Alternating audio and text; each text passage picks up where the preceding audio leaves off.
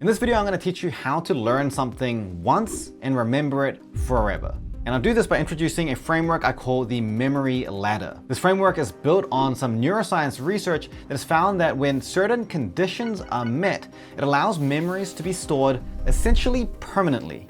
As a learning coach, I've taught this to a diverse range of clients across a diverse range of ages and industries, and it's been getting great results, so it should work for you too. By the end of this video, you should know how to improve your memory and save potentially hundreds of hours by not constantly relearning everything you forget. Now, the best place to start to understand this idea of essentially permanent memories is to look at childhood memories. We all have childhood memories that feel like they've stayed with us for life. It might be your first day at school, the first time you rode a bike, even just a moment where some new concept clicked for you for the very first time. And usually there is no conscious attempt to try and keep and hold on to these memories, but yet they stay with us for what seems like forever. But when we look at the research on childhood memory, one of the many interesting aspects you find is that there are also memories that we don't really have conscious awareness of, yet they still shape who we are as an adult. For example, stressful experiences in childhood can influence the way that we manage stress as an adult. Likewise, the way that we manage our relationships are often influenced by the way that we saw our parents manage their own relationships. But those early experiences are often not things that we can easily recall. And so this is actually one of the paradoxes of memory, which is how can a memory potentially shape us for life, affecting our behavior on a day-to-day basis when we can't even remember it? Could it be that even when we forget a memory, it isn't actually lost, we just can't access it anymore, but it's still stored somewhere? This is the question that a group of researchers in 2015 tried to uncover. Neuroscience researchers out of the incredible Susumu Tonegawa research group did an experiment on memory that seems like it's ripped straight out of science fiction. They got a group of mice, placed them in a new environment, and gave them a very light foot shock, just enough so that these mice were able to associate that new environment with danger. This created a fear memory, and researchers were able to observe this because when the mice went back into the environment, they would freeze. They then labeled the specific neurons that were involved in that fear memory. And the technique that they used to label those neurons also made those neurons sensitive to light. This becomes really important later. They then tried to erase this memory by blocking protein synthesis in these mice. Why does blocking protein synthesis erase a memory? It's because we know from research that protein synthesis is required to consolidate long-term memory immediately after learning something. And so after learning this fear memory, by having their protein synthesis blocked, that memory shouldn't be able to consolidate and it will just sort of fade away and they will forget it. This worked. You put the mice back in the new environment, they're not freezing anymore. It seems like they've forgotten about this fear memory. This new environment does not present any danger to them. But you remember how I said that they labeled it in a way that is sensitive to light? The researchers then used a laser to artificially stimulate those neurons using light, the same neurons that were involved in creating the memory. And what they found was that in response to that light, these memory neurons were reactivated and the mice began to show the fear response again. And the reason I'm telling you about this study is because it shows that when a memory is forgotten, it's not necessarily that it's gone. It could be simply that we have lost the pathways to access and recall that memory again. And so when we think about learning something once and being able to remember it forever, it's not just about storing the memory. It's about storing it and then maintaining that memory in such a way that we can then recall it in the way that we need to. And these are two separate challenges. And so the way I want you to think about this is that we have memory storage. We then have memory recall, but we also want to think about the way this memory is recalled. So we can call this the levels of recall. And the most important part to get right about improving your memory is that you have to improve your memory at the level of recall you actually need. And I'm not just talking about what percentage of something you're able to retain. A great example of this is this guy called Kim Peek. Kim Peek is this guy who was born with a medical abnormality in his brain, which gave him pretty much memory superpowers. It's the most ridiculous display of memory that I've ever seen documented. His memory was so good that he could verbatim, word for word, with every grammar and punctuation mark, recite thousands of books that he would read. In fact, he could recite them verbatim back to front. But as a side effect of his condition, he also had a lot of issues with reasoning and problem solving. He wasn't really able to do a lot of basic problem solving tasks. And so the point here is that it's not enough just to have unfathomably amazing memory. Actually, what's more important is that your memory is just good enough, but the way you can use what you remember has to be very high. And so the real goal is not actually permanent memory or remembering something forever. The real goal, what you're probably looking for, is something that we call transfer ready knowledge.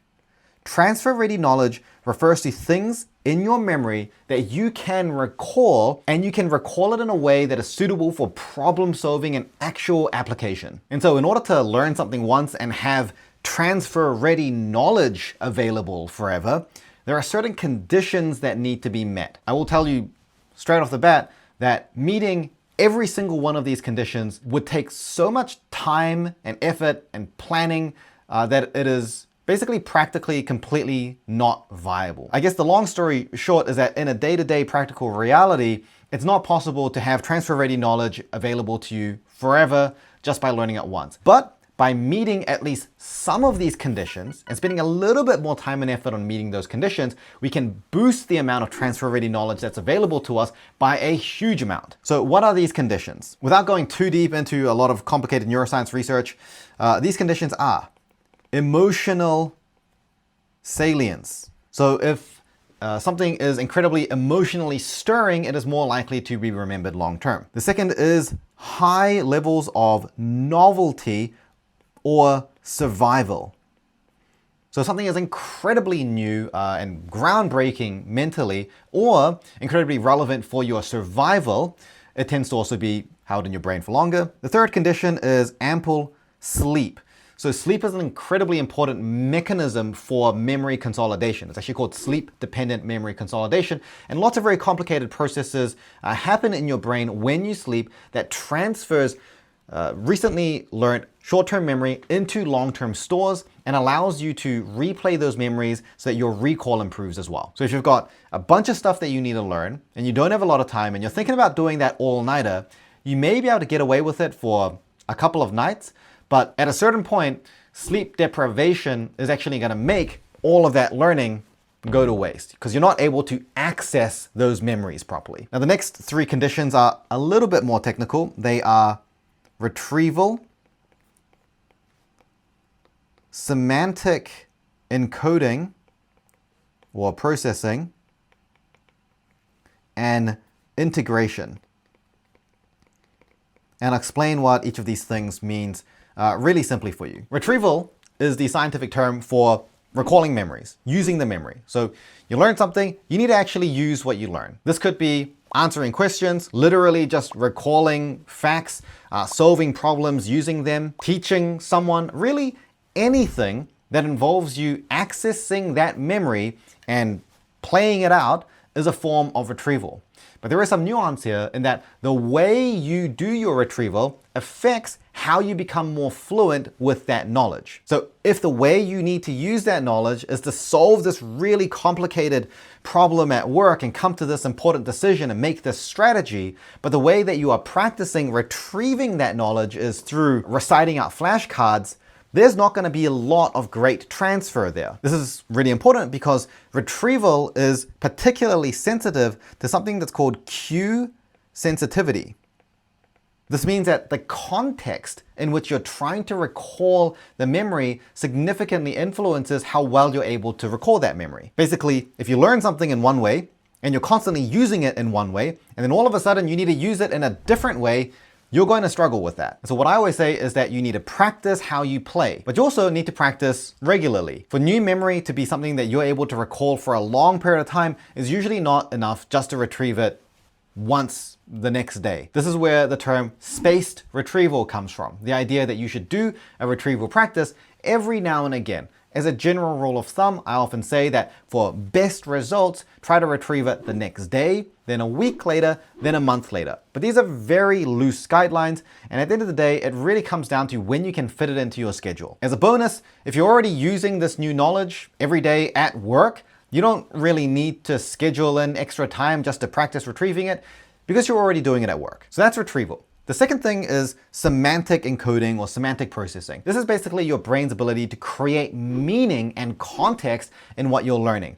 This comes down to how you learn it in the first place. And this is equally as important, if not more important, than practicing different types of retrieval. There's a saying that goes, memory is the residue of thought.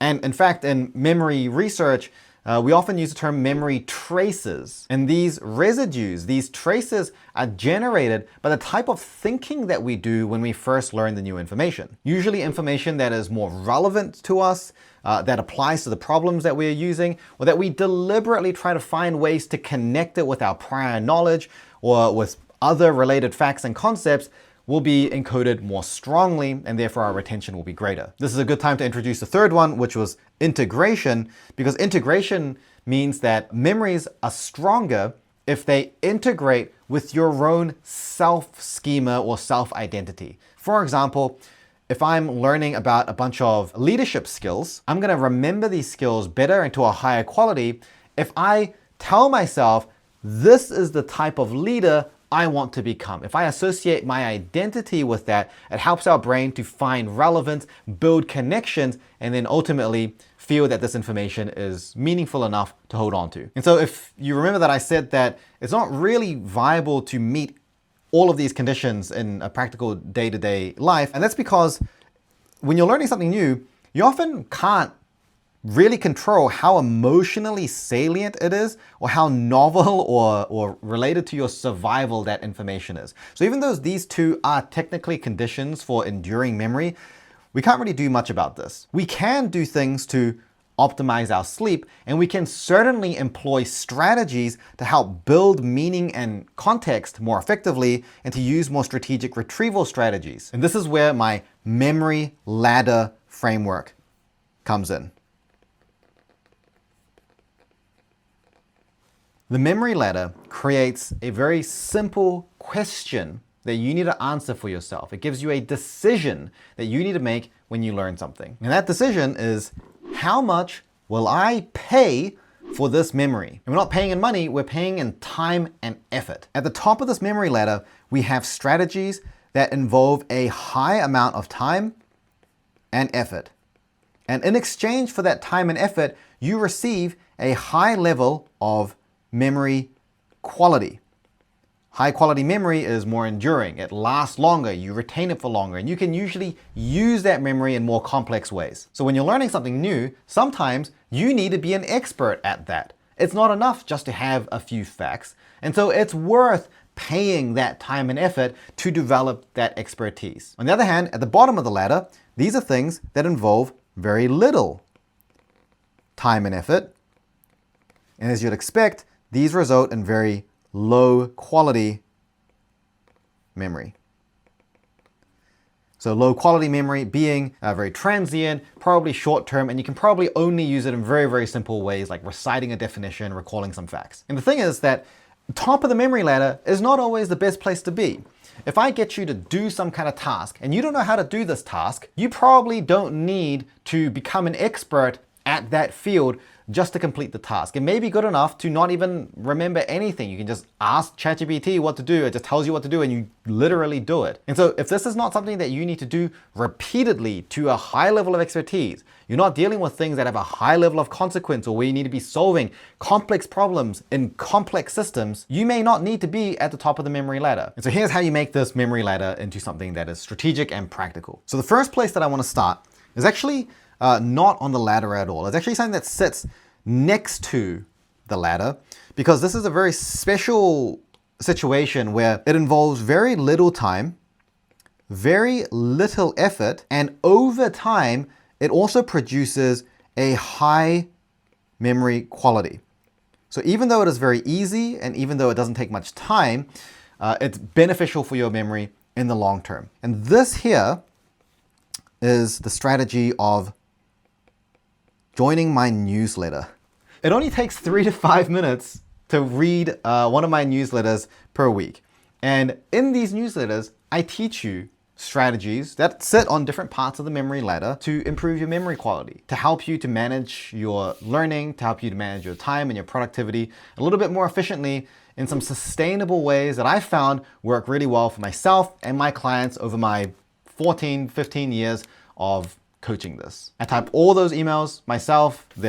I don't use any AI to generate them. It's just coming straight from my own brain. So if you're interested in signing up to that, I'll leave a link for you to join in the description below. Coming back to the full memory ladder, let's start at the very bottom. Strategies at the bottom of the memory ladder often involve repetition and volume. So the best example of this is just flashcards. You create a bunch of flashcards for yourself, quizzing you on just very specific things like define this term, what is the name for this molecule, and you just repeat that. You repeat that again and again and again and again. This is a way that you can build memory. This isn't a super efficient way of building high quality memory. Usually you're not going to have a lot of transfer with that knowledge, which means that if you get tested on that in a slightly different way, your memory is a bit more fragile. You can't access it so well. And usually you also need to keep up with this spaced retrieval very frequently. And so that can actually be very time consuming overall. But for some things, this is still the preferred option because the time and effort it would require to build that memory to a high quality may actually take longer than just doing all of that repetition and volume. For example, there might be this particular molecule that's used in a pathway, and you just need to remember the name of this molecule. And it's just like a series of random letters and numbers. You could go and read 1,000 pages of someone's research dissertation to understand exactly why this molecule is called what it is and why it functions the way that it does. But if the only time you need to learn this is for the single specific pathway, the time it takes just to memorize that is probably better than the time it takes to go and learn the super out of scope, in-depth piece of work. So you can see how, depending on your goal, how you need to use that piece of information, how important it is for you, and how recurring it is, it dictates whether it's actually worthwhile spending the time and effort and paying for that memory or not. And so what are some of these strategies on the upper rungs of the ladder? In the middle of the ladder, we have strategies that involve diverse types of retrieval practice. As a student, for me, this involved doing a lot of different types of practice questions and quizzing myself, trying to apply my knowledge in lots of different ways, like writing essays and writing summaries, making practice questions for myself. Now, the great thing about any kind of learning through doing more retrieval practice is that it is probably the most accurate way to demonstrate your true quality of memory. If you learn something and then you try to retrieve it and you can only remember 50% of it, and the 50% you do remember, you can only use it at a very basic level, that's, empirically, it's telling you that the quality of that memory is not very good. A really simple tip to make sure that you are practicing how you play is to just think about how you will need to use this knowledge when it really matters and just simulate that in your retrieval practice. You might also be able to use AI to give you some feedback on this as well. Now, even though it's so important to do diverse retrieval practice, the main blocker is that it does take a decent amount of time and effort. There's this balance between, do I spend this time on practicing my retrieval on something that I learned before, or do I spend this time on learning the new stuff? And what I'd recommend is that if the knowledge you're trying to gain is something that you need to have to a reasonably high quality, then prioritize doing the retrieval on the stuff that you learned before and try to learn the new stuff as quickly as possible just to get to the point where you can start retrieving on that. In reality, most people, and no offense, but most people, the strategies that they're using to learn material for the first time are not that great anyway. And so if you spend 2 hours reading something and writing a set of meticulous notes, the quality of memory you're creating with that method is probably not much different from literally just reading through it kind of quickly. And the benefit you would gain from just retrieving on it and learning after you've retrieved on it when you've found your gaps is going to be much higher than the same amount of time spent on just trying to remember it better, learning it the first time around. Now, once we get to the top of the ladder, this is stuff that really involves deep evaluation comparison, and synthesis. What this means is that when you learn something new, you are taking the time and the effort to ask yourself, how is this similar or different to what I already know, to what I previously learned? How is this similar or different to something that I literally just learned, an adjacent concept? You ask yourself, how does it fit together?